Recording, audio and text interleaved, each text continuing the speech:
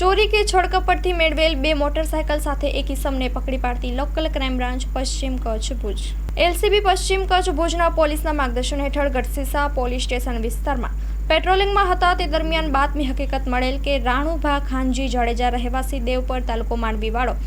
પોતાના કબજા ભોગવટના ગાયોના વાડામાં 2 મોટરસાયકલ રાખેલ છે અને તેના કબજામાં રહેલ આ મોટરસાયકલના તેની પાસે કોઈ આધાર પુરાવા નથી, જેથી મળેલ હકીકત અંગે તુરંત જ વર્કઆઉટ કરી તપાસ કરતા રાણુભા ખાનજી જાડેજા ઉંમર વર્ષ 34 રહેવાસી જૈન ફળિયું દેવપર તાલુકો માંડવી કચ્છ વાળો મળી આવેલ, જે મજકૂર ઇસમને બંને મોટરસાયકલ બાબતેના આધાર પુરાવાઓની માંગણી કરતા